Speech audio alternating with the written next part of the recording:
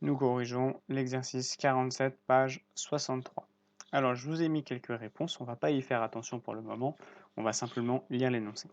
Soit f et g, deux fonctions, des fonctions polynômes du second degré, on sait bien ce que c'est maintenant, elles sont définies sur R, il n'y a pas de valeur interdite, et elles sont représentées par leur parabole dans le plan rapporté à un repère ci-dessous.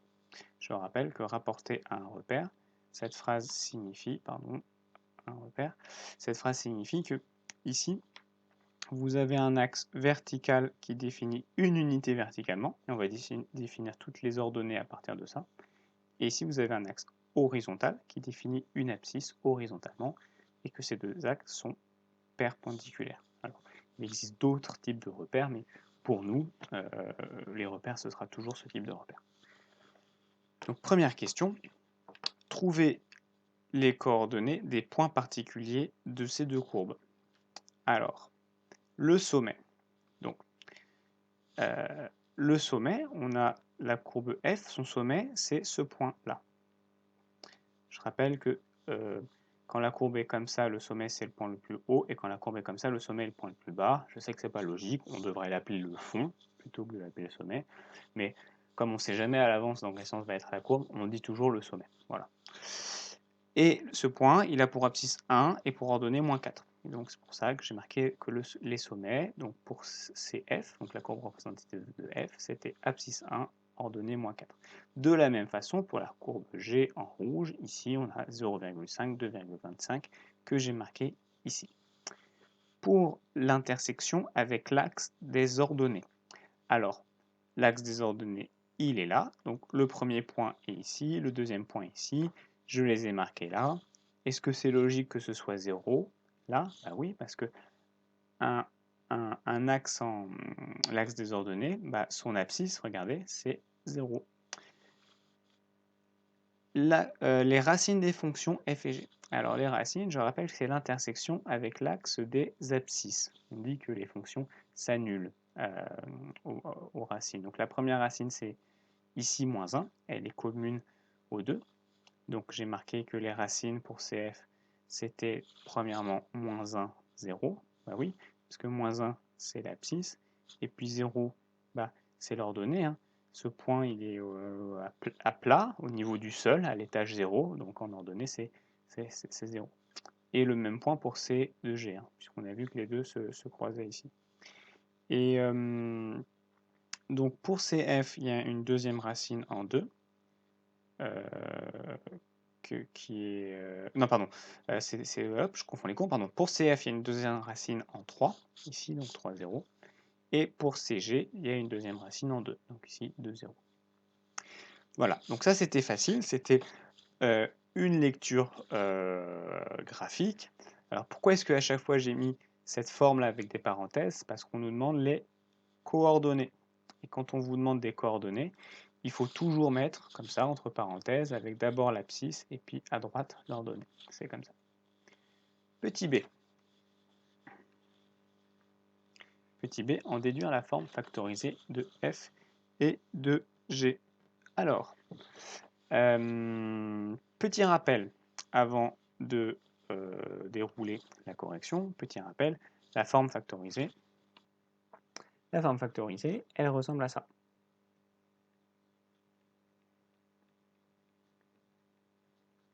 De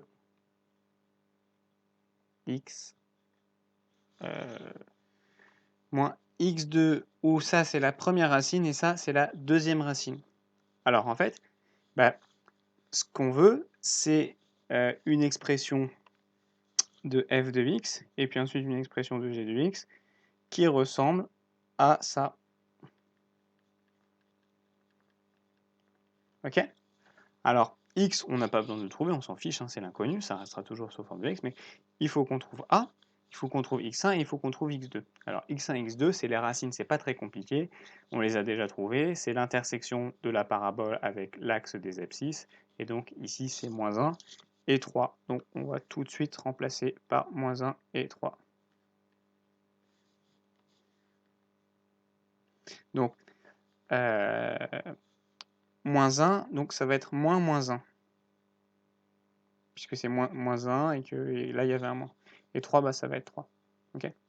Et donc ce moins 1, bah, en fait, on en a un petit peu l'habitude, maintenant on l'a vu plusieurs fois, il va se transformer en plus 1. Ok. Alors on a tout. Ah, est-ce qu'on a vraiment tout? Oui, vous avez raison, il manque le A, qui est encore sous forme d'inconnu. Là on veut un nombre concret, pas un nombre inconnu. Alors, ce qu'on va faire en fait, c'est qu'on va forcer A à se révéler. Et pour forcer A à se révéler, on va choisir un point. Donc, moi, je vais choisir ce point-là. Et ensuite, on va résoudre une équation. Et l'équation qu'on va résoudre, c'est f de 0,5 égale 2,25. Ok? Alors, est-ce que c'est logique ça? Ben oui, parce qu'en abscisse 0,5, ici, si on a x, là on trouve f de x. Donc si x vaut 0,5, c'est-à-dire que f de x vaut 2,25. Donc f de 0,5 égale 2,25. Donc, et je rappelle que pourquoi est-ce que j'ai écrit ça? Pour forcer A à se révéler. Résolvons cette équation. Donc f de 0,5 égale 2,25, et ben f de x je ne le connais pas complètement, mais je sais qu'il est égal à ça. Je ne sais pas ce que vaut A, mais c'est pas grave pour l'instant. Donc A facteur de x plus 1 facteur de x moins 3 est égal à 2,25. Ok. Alors, x, qu'est-ce qu'il vaut? Il vaut 0,5, donc on va le remplacer. Je remplace le premier x par 0,5, le deuxième par 0,5. Je me retrouve avec a facteur de tout ça, ça fait 1,5. Tout ça, ça fait 0,5 moins 3, ça fait moins 2,5. Et tout ça, c'est égal à 2,25. Et je veux trouver a. Je veux le forcer à se révéler. Donc, j'ai besoin d'éliminer ce qu'il y a autour pour avoir a tout seul égale quelque chose. Donc tout ça, ça fait 3,75. Hein. Je ne l'ai pas fait de tête, je l'ai fait à la calculatrice. Enfin, pardon, ça fait moins 3,75. Et j'ai dit que A, je le voulais tout seul. Donc, pour l'avoir tout seul, ce qu'il faut que je fasse, c'est que je divise à gauche et à droite par, oui, par moins 3,75. Ok, toc, toc. Et ici, on se retrouve avec du moins 3,75. Du coup, A, c'est bon, il est tout seul. Et ici, on calcule ce que ça fait. Et alors, pardon, on va s'arrêter là parce que en fait, je viens de me rendre compte que depuis tout à l'heure, je suis en train de travailler avec la courbe rouge. Et est-ce que la courbe rouge, c'est F?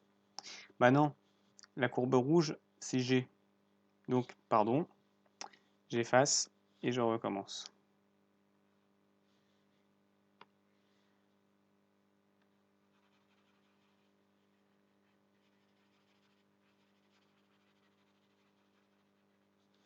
Donc, on va prendre un autre point que celui-là. On va prendre, par exemple, le sommet, ici. Donc, de coordonnées 1, moins 4. Donc, on a f de 1 égale moins 4. On l'utilise, on va faire exactement la même logique que ce qu'on a fait. Je réécris l'expression f de x. A facteur de x plus 1 facteur de x moins 3 est égal à moins 4. Comme x vaut 1, eh bien, je vais remplacer le premier x par 1 et le deuxième x par 1. Et je me retrouve avec 2 fois moins 2 qui est égal à moins 4. Ok? Donc ça fait a facteur de moins 4 qui est égal à moins 4. Je veux isoler a, je le veux tout seul, donc je divise par moins 4 des deux côtés. Okay. Et là, les moins 4 vont s'annuler. Je vais me retrouver avec a à gauche, qui est égal à ça. Donc a est égal à moins 4 sur moins 4. Et moins 4 sur moins 4, c'est 1. Et du coup, f de x est égal à 1.